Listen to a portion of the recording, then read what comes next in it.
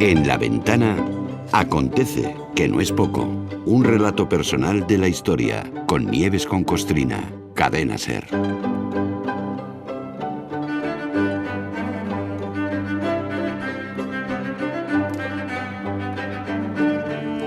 Hola Nieves, buenas tardes. Hola Carlas, buenas tardes. Aquí estamos otra vez.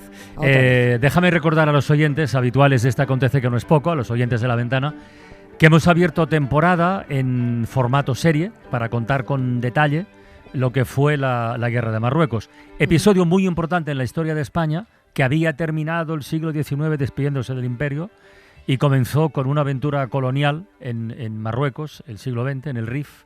Joder, que acabó como el Rosario de la Aurora. De locos, de locos. Recordamos así en pocas palabras. Decíamos ayer que este gran Carajal de la Guerra de Marruecos tardó muy poquito en liarse, que en 1906 los mangoneadores colonialistas europeos, británicos y franceses le dieron a España el protectorado sobre el indomable territorio del Rif tras la conferencia de Algeciras, y en 1909 pues llegó el primer conflicto grave, o sea que no fue, tardó nada y menos. Rifeños armados atacaron la empresa que construía el ferrocarril, exactamente, el que estaba previsto para trasladar hasta Melilla los minerales desde las minas del Rif a la ciudad. Que ese era el plan era sacar mineral, tal, ¿no? Y bueno, pues se cargaron a varios obreros. Y ahí que sale el machote del gobernador militar de Melilla, general José Marina, y dice, ¿cómo? De ninguna manera vamos a permitir este ataque de, y abro comillas, marroquíes desleales a la generosa nación española. La generosa nación española era en realidad un grupo potente de oligarcas, políticos, empresarios y el propio Borbón, Alfonso XIII, que estaban explotando unas minas en un territorio marroquí por decisión europea, que tiene narices.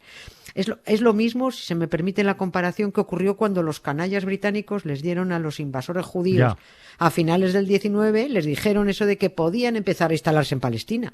A ver, en todo este genocidio que están cometiendo los israelíes, los británicos tienen la cabeza metida en la tierra, como los avestruces. No me extraña. Sí, es a ver si todo el mundo se le olvida, si no se dan cuenta de que fueron ellos los que autorizaron a unos depredadores israelíes a ocupar e instalarse en el hogar de otros.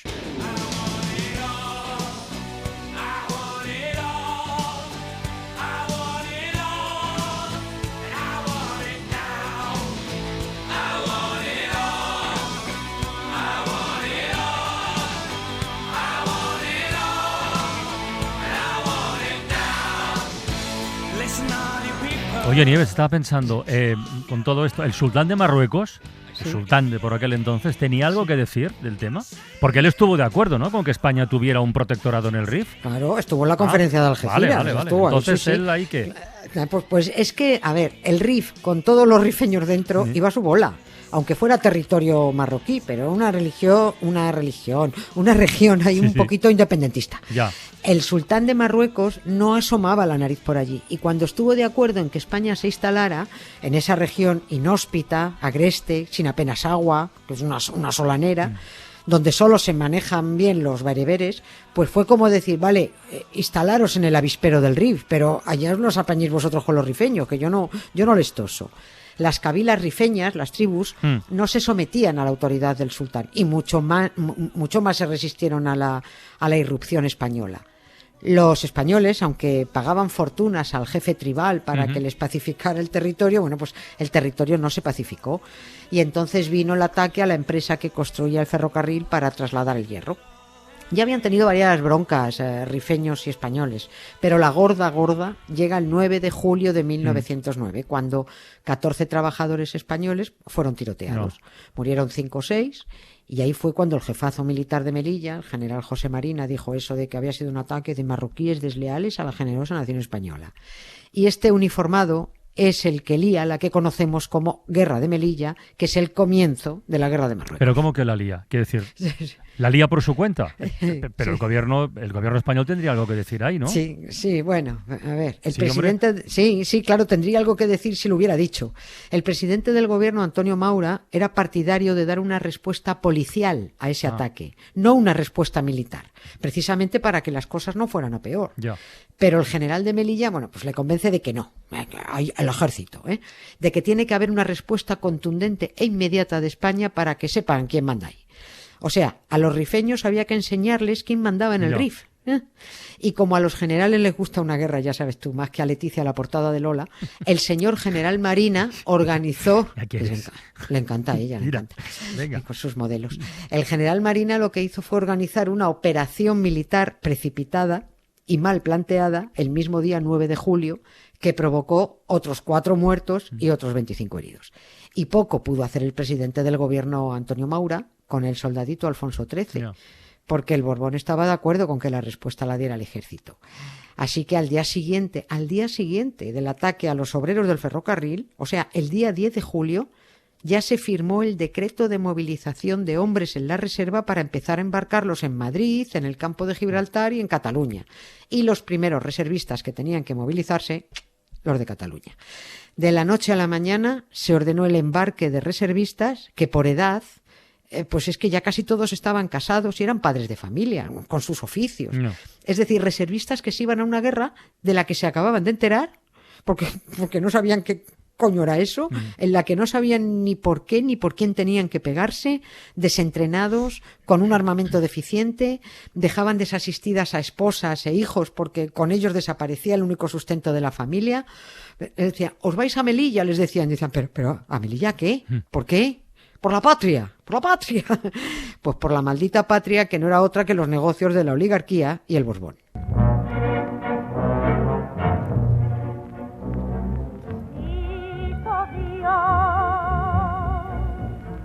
Con su poder fundí 4 rayitos de sol y hacer con ello una mujer. Al cumplir su voluntad en un jardín de España nací como la flor en el rosal. Todo este follón y lo de que la primera tanda de reservistas tuvieran que salir de Cataluña, me huele que nos estamos acercando a la Semana Trágica de Barcelona. Claro. Que no sé si será mucho para hoy, pero me huele que nos estamos acercando a eso. Nos estamos acercando, y bien que la conoces. Sí, efectivamente, fue trágica en Barcelona porque allí se pagó muy caro el plante y la rebelión popular y la huelga general. Pero hubo bronca en otros embarques. En la estación de Atocha hubo también lío, y en Tudela y en Zaragoza, cuando las tropas subían a los trenes. Hubo manifestaciones contra el decreto movilizador desde el mismo momento en que se hizo público. El grito común era abajo la guerra, que vayan los ricos, todos o ninguno. Y es que a la guerra no iban todos los señores reservistas, iban los señores pobres, porque la legislación de reclutamiento permitía que las familias ricas, los papis, empresarios, políticos y pudientes, pudieran librar a sus hijos de ir a la guerra de Melilla pagando 1.500 pesetas al principio, luego fueron 2.000 pesetas. La cosa. Sí. O enviando en su lugar a un familiar, al que se le pagaba por sustituir al primo, porque solía ser un primo. Un primo en todos los sentidos del término, con esto que dices, de verdad. Totalmente, sí. Tenía que ser un primo, un tío, un sobrino, un primo segundo, y que además se dejara engañar como un primo, pero porque no tenía más remedio. Un niño ricachón podía enviar a la guerra en su lugar a un pariente de hasta 4º grado de parentesco. Lo de que los españoles pudientes se libraran de ir a la guerra por 1.500 pesetas o por 2.000 pesetas, lo sé además porque corrían unas coplillas que por entonces corrieron muchas, pero había una que decía: si te toca te jodes, que te tienes que ir a la guerra del Moro a que luches por mí, que tu madre no tiene 2.000 pesetas para ti. Toma. Sí, esto era lo que se cantaba. Es decir, los hijos de la burguesía, los hijos de la aristocracia, los cayetanos, los que siempre van con la patria en la boca y la banderita en la billetera, eran los que no querían servir a la patria y pagaban por no servirla. Y luego había otro detalle. Los familiares pobres que aceptaban ir a la guerra porque necesitaban el dinero y bueno, no les quedaba otra, y los reservistas que no podían pagar para librarse, una vez en África intentaban salir de allí como fuera. Intentaban que los licenciaran hiriéndose, provocándose enfermedades. Algunos buscaban lo que se llamaba el tiro de suerte, que era pegarte, sin que nadie se enterara que había sido tú, o que te pegaran un tiro sin dañarte ningún órgano vital, bueno, pues para que te apartaran de la primera línea de combate. O se provocaban úlceras, o acudían a prostíbulos a pillar enfermedades venéreas que les impidieran luchar. ¿Verdad? Sí, dice, bueno, voy a esperar un buen rato y que me peguen algo de paso. Pero todo esto de la Semana Trágica de Barcelona, yo quiero dejarlo para mañana, para contarlo tranquilamente, porque es verdad que la hemos mencionado en muchas ocasiones, pero nunca acabamos de centrar el tiro, ya que hablamos de guerra. Escucha. When I grow up to be a man, will I dig the same things that turned me on as a kid? Will I look back and say that I wish I hadn't done what I did? Will I joke around, still joke around, and still dig those signs, still dig the signs? Will I grow up to be a man? Vale, Semana Trágica de Barcelona para el capítulo de mañana. Sí, pero, en mitad de todo este despropósito que estás contando, de esta guerra innecesaria, oye, ¿se conocía oficialmente qué pensaba el rey? ¿Cuál era la posición de Alfonso XIII? Sí, Alfonso XIII quería la guerra. Quería la guerra, porque seguía siendo un pavo de 23 años que se creía que esto de la guerra era un juego.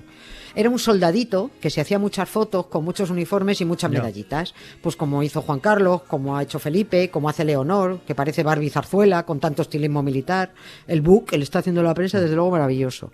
En todo este rifirrafe del RIF, los historiadores más cortesanos, Tusell, Seco Serrano, han intentado excluir la responsabilidad del rey, pero bueno, ya no cuela, porque para eso hay historiadores que descubren documentos que dicen todo lo contrario. Y entre otros muchos, mencionar al investigador y catedrático emérito de la Universidad de Alicante, que es Antonio Escudero, por ejemplo, que ha conseguido en Francia la correspondencia de 1909 entre el embajador francés en Madrid y el ministro de Asuntos Exteriores de Francia, porque Francia vigilaba muy de cerca a España en todo aquel asunto de Marruecos, y la correspondencia es muy jugosa.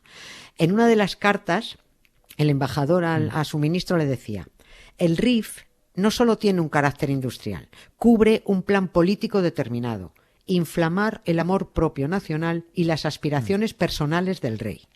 Y sigue esta carta del embajador al ministro francés. Allende Salazar era el ministro de Exteriores español en aquel momento. Allende Salazar me ha dicho que el rey y los militares desean la guerra, mientras que Maura, el presidente, tiene tantos problemas dentro de España que no quiere ninguno grave fuera. También me ha hablado sobre los riesgos de una guerra con grandes gastos que el país no quiere. Y sigue esta carta. El ministro me dice que los movimientos que se operan actualmente entre los regimientos están causados principalmente por la actividad del ministro de la guerra y su deseo, estimulado por el rey, de tener al ejército español en alerta. También me dice que no hay que confundir esto con un plan de conquista de Marruecos. Tengo dudas, dice el embajador, porque la postura del rey en los asuntos marroquíes está guiada por su deseo de grandeza, por el deseo de grandeza de su ejército y de España, aunque creo que el gobierno templará los sentimientos del monarca. El ayuda de campo del rey me ha dicho, sigue el embajador, que en el último Consejo de Ministros se produjo una fuerte discusión. El ardor del rey por una acción militar más pronunciada fue tal que el gobierno se asustó. Asustado por lo de Barcelona, el gobierno quiere terminar la guerra rápidamente y no quiere meterse en la aventura del rey. Fin de las comillas. Lo de Barcelona fue la semana trágica. Claro. Y esa aventura del Borbón, Alfonso XIII, el bisabuelo de Felipe, que jugaba la guerra desde su despacho en el Palacio Real, fue el gran desastre español de una guerra que duró 18 años. Y como decía otra coplilla, Melilla ya no es Melilla, Melilla es un matadero donde van los españoles a morir como corderos. Nadie en el tercio sabía quién era aquel legionario tan audaz y temerario que se alistó en la legión. Nadie sabía su historia, mas la legión presumía que un gran dolor le mordía como un lobo el corazón.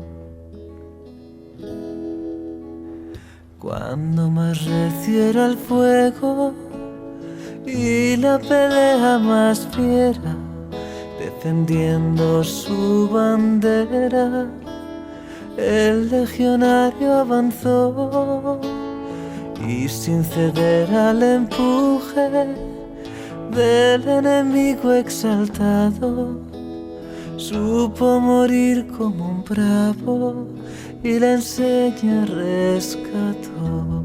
Bueno, Nieves, hasta mañana, ¿eh? Mañana tercer capítulo de la Guerra de Marruecos. Ahí seguimos, gracias, Carlas. Venga, un abrazo Beso. grande. Chao. Murmuró el legionario con voz doliente. Soy un hombre a quien la suerte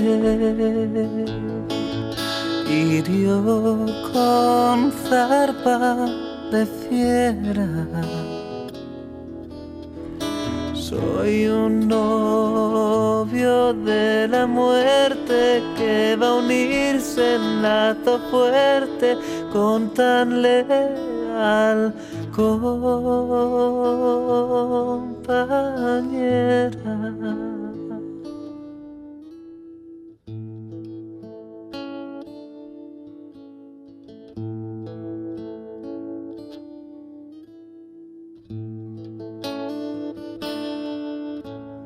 Cuando al fin le recogieron, entre su pecho encontraron una carta y el retrato de una divina mujer. Aquella carta decía: si Dios un día te llama, para mí un puesto reclama, que a buscarte pronto iré. Y en el último beso que le enviaba, su postrer despedida le consagraba. Por ir a tu lado a verte, mi más leal compañera. Me hice novio de la muerte, la estreché con lazo fuerte y tu amor fue mi